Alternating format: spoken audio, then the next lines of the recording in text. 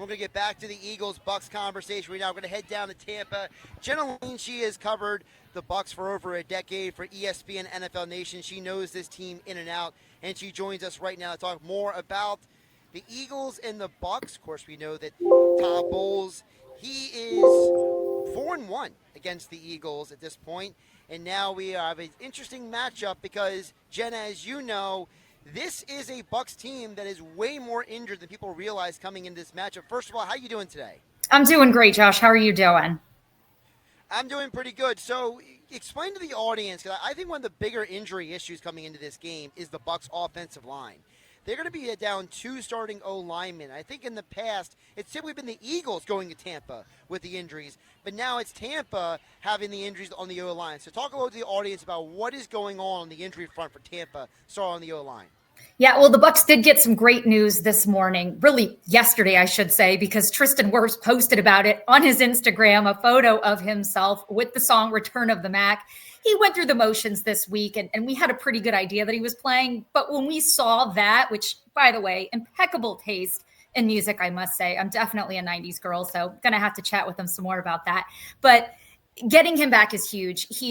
They're all pro left tackle, the first player in NFL history to be named an all pro at left and right tackle. And he was just recently named the 9th greatest player in franchise history, despite the fact that he's only been with the team since 2020. So that just shows you what they think of him. But they have had to navigate so many injuries across their offensive line. And anytime you play the Philadelphia Eagles, it's always about a battle being won in the trenches. That's what the Bucs have always talked about.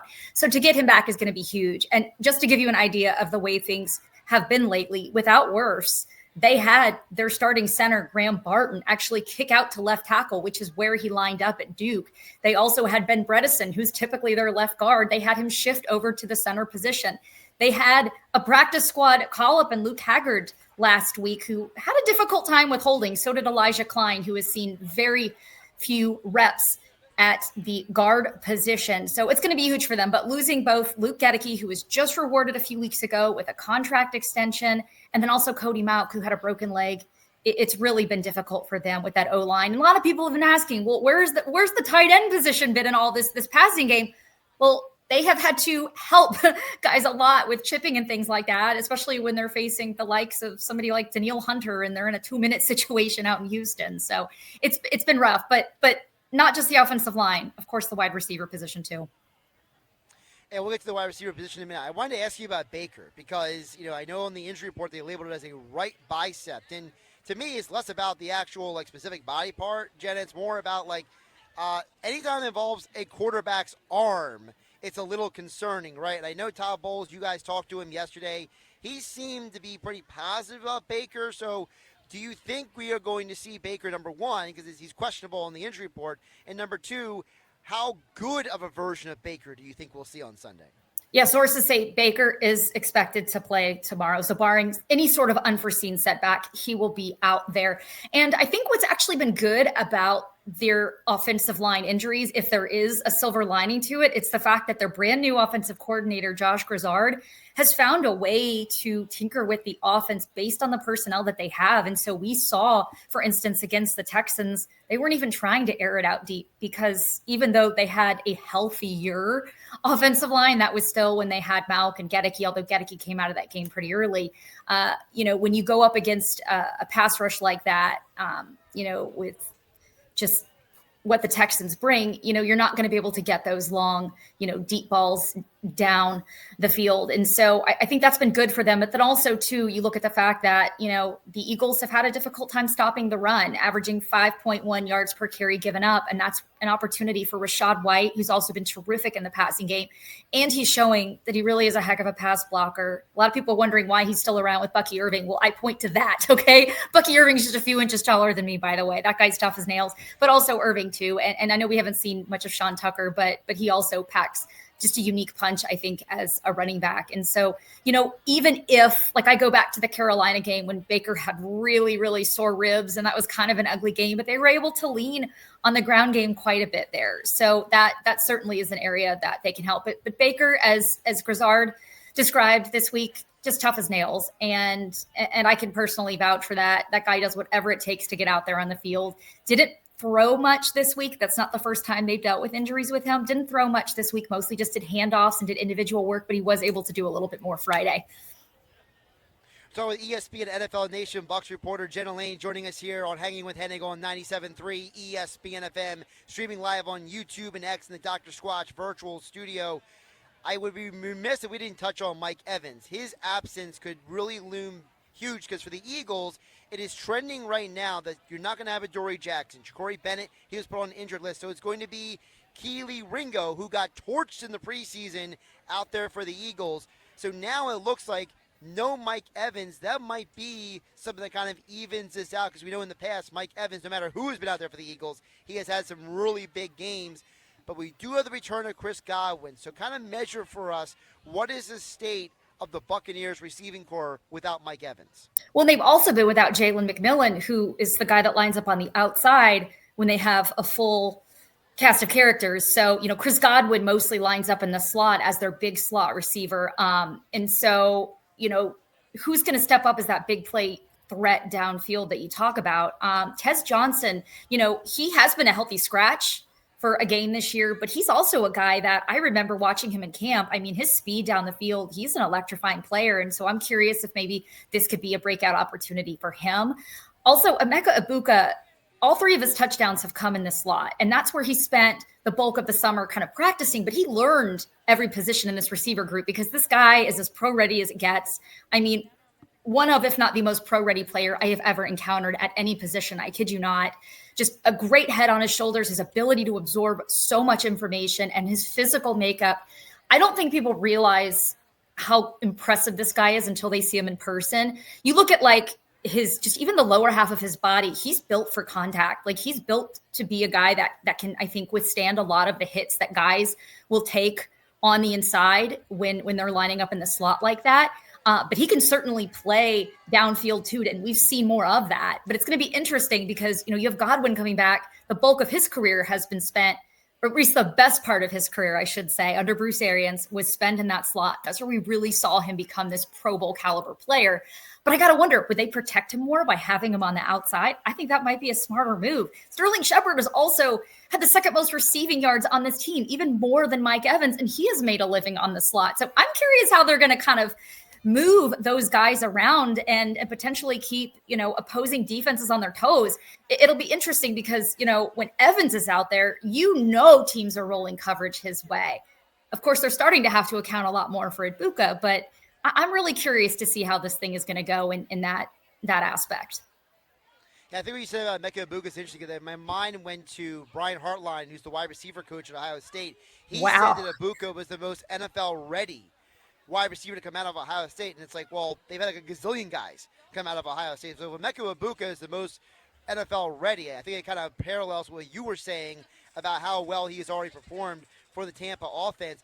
Let's flip it to the defense. Obviously, that is what people think of most when they think of Tampa with Todd Bowles. Todd Bowles has been very successful against all the Eagles coordinators, right? Whether it was Brian Johnson, Shane Steichen, Nick Sirianni.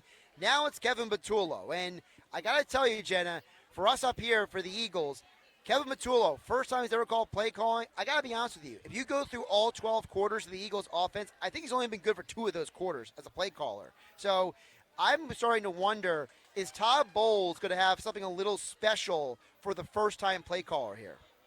It'll be very interesting to see. And we've seen different variations of Todd Bowles. In the first half of last week's game, he was blitzing Tyrod Taylor just more than I think Taylor has ever seen in his entire career. But then in the second half of that game, he really backed off of that. Now, I think some of that is just kind of by design. You got to kind of gauge how things are going in the game. I know that Bowles said they took their foot off the gas. The Bucs gave up, 3 touchdowns in the, fourth quarter of the game. One of them was on special teams. But, I'm very curious to see kind of what he was able to learn from that game. Should he have stayed aggressive throughout the whole contest? I had asked him even, did Taylor start to kind of pick up on what you were doing with the blitzes? Obviously, he's a veteran quarterback. He's very smart. Very curious to see what happens there. But no matter what, the Bucs' bread and butter is always about stopping the run. And I know that that's such a big part of what the Eagles do. And I think that's why the Bucs have been one of those teams that regardless of how they finish the season, And as we know, this is a Bucs team that has Super Bowl aspirations, but they have not gotten what the Eagles have. That's what Baker Mayfield longs for. That's what with the guys that weren't here with Tom Brady in 2020. That's what they're longing for. And, that is really just about, being able to stop that run and, force teams to try to beat them through the air. However, they've given up some big plays through the air, and they've also had slow starts as well defensively. So curious to see kind of how that goes. But I go back to weeks 1 and 2 with the way they gave up touchdowns on the opening drives, explosive touchdowns too on the opening drives to the Atlanta Falcons, and then also the Houston Texans. They got to get off to faster starts there. Also looking for inside linebacker Servassier Dennis.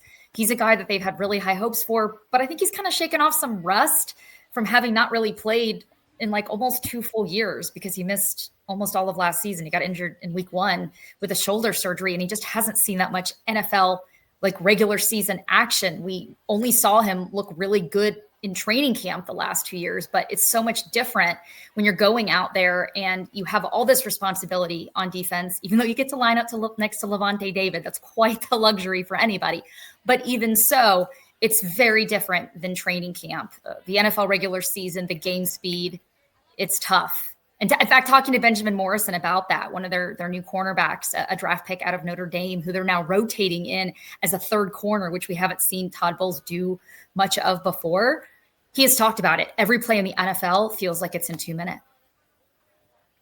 Talking with ESPN NFL Nation, Bucs reporter Jenna Laine, a couple more for her here on Hanging with Hennig on 97.3 ESPN. By the way, if you see me keep looking up, apparently after 2 o'clock in Margate is dog hour. So, I feel like everybody's walking their dog right now, right past where I'm standing. So oh, man. Looking up, and it's like, it might as well be the dog show at this point. There's another one right there.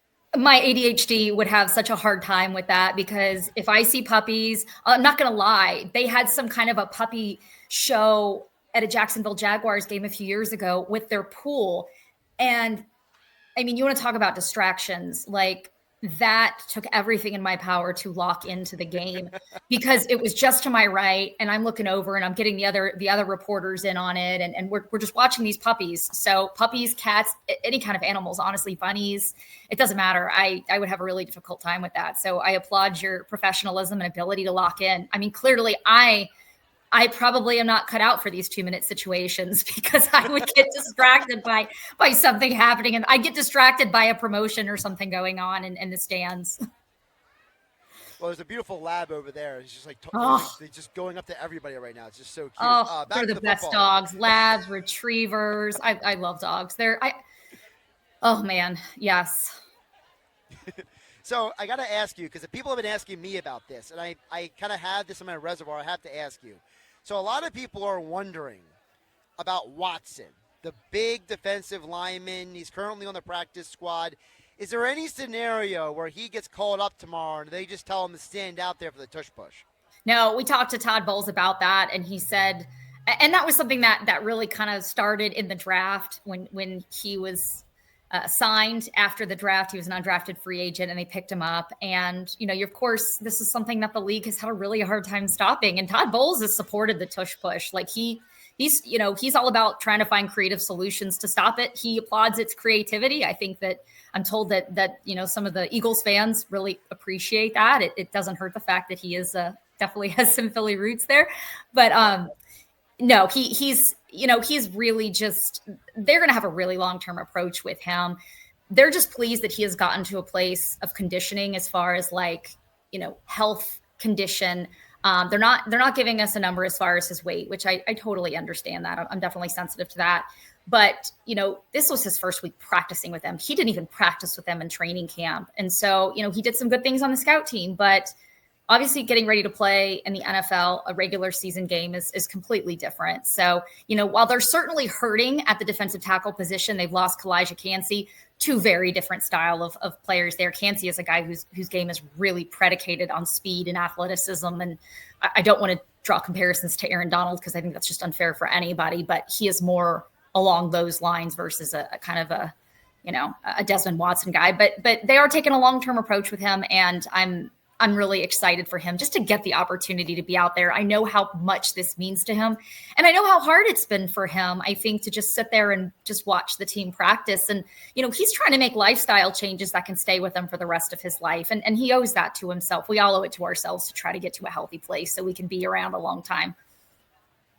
Well, maybe when he sees Jordan Davis, because Jordan Davis lost over 30 pounds over the last 18 months. Wow. He's in the best shape of his life as a football player, and he was a big boy coming out of Georgia. So maybe Watson and Davis could have a conversation before the game tomorrow. Yeah, well, Vita Vea as well. That's something that Desmond Watson, he's definitely leaned on him a little bit as far as that goes, because Vita Vea also came in. I talked to one team that had Vea in for a pre-draft visit, and they weighed him in at I think 364. Like, he was a big guy. He does not play at that weight though now. And each year he comes in and he's looking healthier. And, it's about longevity too. It's not just, playing speed and things like that and stamina out on the field. It's to keep the body, injury free and be able to recover. If you've got a lot of inflammation floating throughout your body, it's really tough to bounce back from injuries, and it puts a lot more weight on your joints. And of course, heart health too. You got to talk about that. That's the bigger your body is, the more your organs have to work to pump blood throughout the body. Yeah, there's a point that Jordan Davis reports that he was about 370, 375 a couple of years ago. Wow. So the fact that he's now down around 330, and he made the joke at camp this year, Jenna, that he said he got tired of having a fat neck. So apparently, so many of these guys do. You look at pictures of former players, and that's always the first thing that jumps out, especially guys that, you see them regularly, like on television when their playing years are up. And I always go back and I'm always like, man, because they do neck strengthening exercises as well to make their neck, which is very smart because, right. I go back to Jalen McMillan. Obviously, he's not a defensive player, but if he wouldn't, I think, have had the neck strength that he had, he could have been potentially paralyzed. So that's super important. But I would tell the general public, as far as athlete weight loss, one thing is that I think we have kind of trivialized just how hard it is for people to lose weight, because nowadays you have the benefit of things like GLP-1s. You really can't use those as an athlete because, the World Anti-Doping Agency, that's what they're eyeing right now as far as performance enhancement. And athletes, you really can run the risk of dehydration if you use them. If it's allowed, you run the risk of dehydration. It can also affect things like bone density. It can affect your muscle mass. Those aren't things that athletes want. And so for them, it's not as easy as some of the other folks at home are kind of doing, where they can just go see their primary care doctor. And look, I'm never going to trivialize weight loss at all, because I think it's a challenge for people in general, but athletes don't always have the amount of tools. They don't always have access to things like the peptides and the hormones that the rest of the general population do, because it can be viewed as performance enhancement. And the NFL is very strict when it comes to performance enhancement drugs. And as they should be, considering, as you mentioned, the health consequences of some of these different prescriptions and applications of them out there. I would be remiss if I didn't backtrack, because you mentioned about Todd Bowles, his connection to Philadelphia in the past, before I let you go. It really feels like, from the outside looking in, you could explain it to the audience and myself, that Bowles has really found a home in Tampa. After the Jets and the Dolphins, those situations didn't work out maybe the way he had hoped and his organizations had hoped. It really feels like there is a really good relational connection between Todd Bowles, Jason Licht, and the entire organization. I go back to Bruce Arians, who's obviously another guy with Temple connections. And Temple really is what forged so many of the connections on both Bruce's staff and then the staff that Todd has right now. Obviously it's changed, but there's still some guys that have remained on there. But look, Bruce came in 2019 and got this thing to become a well-oiled machine. That was when I really saw, a lot of teams have this wall built up between the scouting department and the front office. And sometimes the guys that are brought in by the scouts aren't really being properly developed by the coaching staff. Bruce was adamant about tearing down that wall and making sure that they work together synergistically. And I give Jason Licht a lot of credit too, because I think that there were guys that maybe he would want to bring in, but he would defer to Bruce on a lot of this. And, I think, and Jason is a guy who also has a connection with the Eagles too. He had spent some time with the Eagles front office. But I think kind of having that egoless leadership as a general manager and, deferring sometimes to the head coach and what he wants and giving him what he wants, I think is really important. I mean, they did the same thing with Tom Brady as well. And so by the time Bruce retired, like he didn't want to put Todd to a bad situation, right? And that's what makes it so hard for first-time head coaches to succeed, or even, I shouldn't say first time because it wasn't Todd's first time, but just when you're coming in as a new head coach, that's what makes it so difficult. I go back to Aaron Glenn and I think he's going to be a terrific head coach. I do. And I obviously, I've shown that I'm a big fan of his with all my celebration videos that I posted on X. I've gotten such a kick out of I love coaches that get excited. I love authentic coaches. And I'll get to that in a moment. But Bruce, it was important to him that if he was going to retire, he was going to do it when the time was right. And when this team was in a good position. And we knew that this was going to be the plan, that Bowles would take over for him. And, Todd isn't Bruce. He has his own way of doing things. He's not, he's going to lean a little bit more on the defense. But I think the biggest thing I can say about Tampa and why it's worked for Bruce and why it's worked for Todd and also why it's worked for Baker and why he's found a home is what Baker said about the Bucs allowed me to be myself. And I think it's the same with Todd.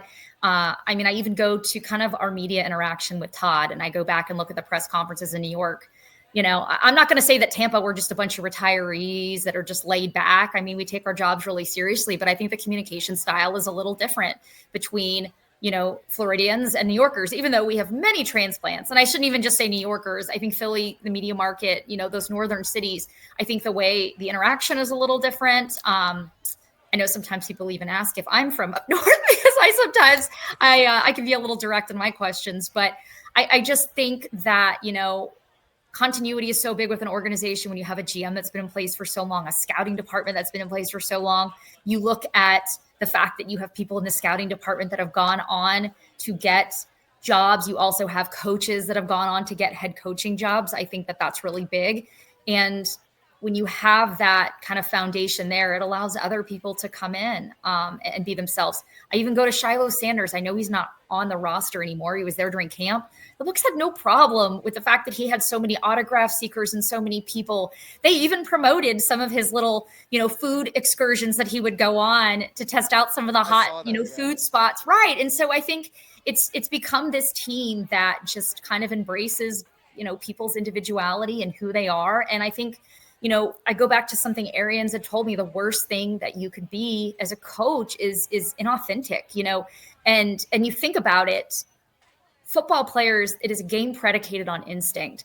And these are people who study the movements of people. They're so in tune with body language. They can instantly detect if somebody is BSing them. And the worst thing you can do as a coach is to BS your players. In order for them to follow you and to run through a brick wall for you, they need to know that you're being straight with them. You're being honest. Todd is a different style too. He's not going to throw them under the bus to the media.